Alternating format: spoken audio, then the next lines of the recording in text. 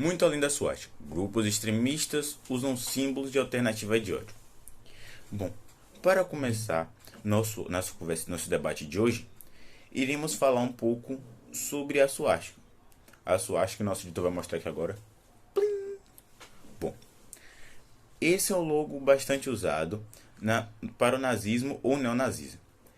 Pela simbologia nazista ser uma força das indrúmedas mais fortes e identificáveis da história, os grupos usam emblemas menos conhecidos para serem reconhecidos. Somente quem está familiarizado com a mesma ideologia.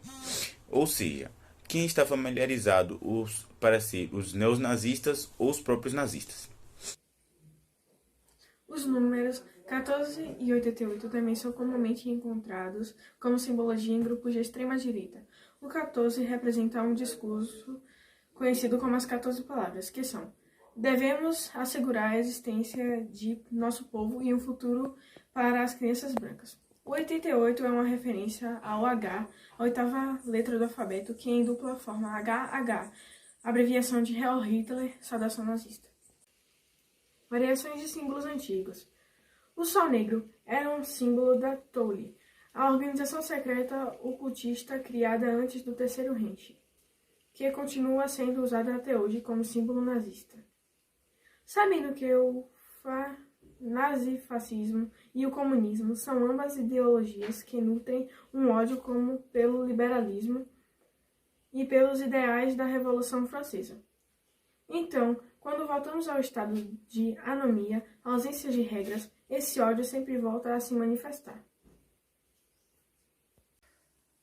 Estamos num estado de alternância e vivemos uma crise política e econômica, por isso que esses grupos tendem a se manifestar. Mas a história já provou que tanto o nazismo como o comunismo são regimes que falharam. Então, deve-se crer que não vá passar disso. Espero que tenhamos uma sociedade democrática. Juventude hitlerista. A principal ferramenta que era usada pelos nazistas para acabar com seus ideais aos jovens alemães e transformar sua juventude hitlerista. Como dito no próprio filme, a organização tinha como princípios treinar os jovens para integrarem as Forças Armadas. No ano de 1936, a associação tornou-se compulsória para todos os meninos com idade entre 10 e 17 anos. No olhar da historiografia, o jovem se comportava de certa maneira, por conta da educação que ele recebia. Até o ano de 1939, mês de setembro, mais de 765 mil meninos ocupavam cargos de liderança nessas organizações, afirma Adriana Ralejo, assessora de História do Sistema Político de Ensino. O nazismo e o antissemitismo foram um pontapé inicial para que os alemães executassem o genocídio judeu na Europa. A construção desses grupos é uma ameaça à raça ariana representada pelo livro criado pelo protagonista. Os filmes de época apresentavam judeus como seres superiores a outros que se infiltraram na sociedade ariana para a destruir. Alguns dos filmes, como O Triunfo da Vontade, levavam Hitler e o movimento nazista. Os alemães colocavam caricaturas para descrever os judeus e os tratavam como animais, assim destruindo sua identidade humana. Queima de livros. No ano de 1933, obras foram queimadas em praça pública, em várias cidades da Alemanha. Obras de escritores que não estavam satisfeitos ao regime. O governo queria fazer um tipo de limpeza na literatura, assim pegando os livros desses autores. Com isso, o mestre da propaganda Joseph Goebbels pretendia destruir todos os fundamentos intelectuais. Os livros desses autores, Stefan Zweig, Thomas Mann, Sigmund Freud, Erich Kästner, Erich Maria Remarque e Ricardo Rusch. Com Adriana, se podia sim confrontar o sistema nazista na sociedade. E de fato houveram resistência, sendo apresentado no filme algumas na própria Alemanha. Parte dos alemães bateram de frente com a relação à violência que os judeus sofriam, como a mãe de Jojo. Por mais que essa resistência da população fosse admirada, toda ação tem consequência, e todos aqueles que se opunham a confrontar o sistema eram enfocados publicamente.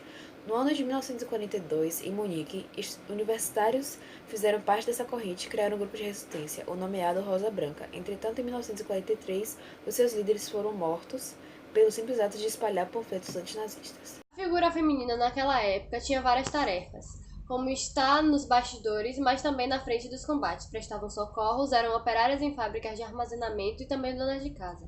Contudo, em 1930, elas ainda não tinham direito ao voto. No filme, elas são retratadas com um olhar patriarcal. com funções sociais de somente criar soldados perfeitos. E no filme Jojo Rabbit, a personagem Rose passa uma mensagem de empoderamento feminino quando toma as rédeas da gestão familiar e personifica a resistência à sociedade nazista. Logo após a Primeira Guerra Mundial, a Alemanha se encontrava devastada e a população totalmente vulnerável.